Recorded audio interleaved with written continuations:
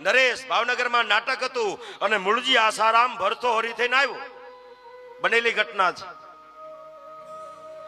એ ભરતો હરી થઈને આવ્યો અને એવા સંવાદો બોલ્યો, એવો સંવાદો બોલ્યો, આબેહૂબ આમ તખતો ધ્રુજે 92 લાખ માળવો આવ્યો જાણે.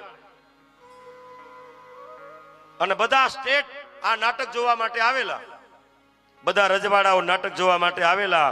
એમાં ભાવનગર કૃષ્ણકુમાર પણ આવેલા.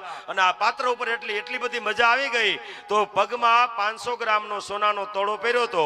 એ તોડો કાઢી અને મૂળજી આશ્રમ ઉપર ઘા કર્યો કે તારા પાત્ર ઉપર મને મજા આવે છે.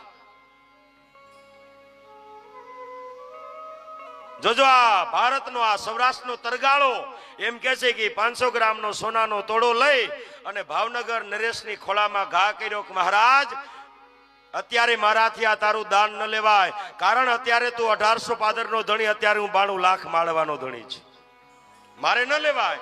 અને જો લઉં તો મારું પાત્ર લાજે. અને એ સમય રજવાડાનો, આમ રજવાડા સામે હરફ ન બોલાય, એની સામું ઊંચું ઉચ્ચારીને બોલાય નહીં. એ સમયે આ તરગાળાએ કીધું કે હવારે તારી ગાય પણ અત્યારે મારાથી ન લેવાય. આમ ભયંકર અપમાન થયું ને.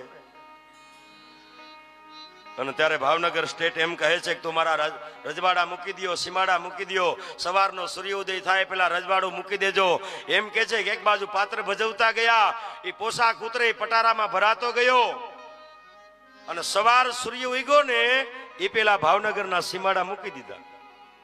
આ પાત્ર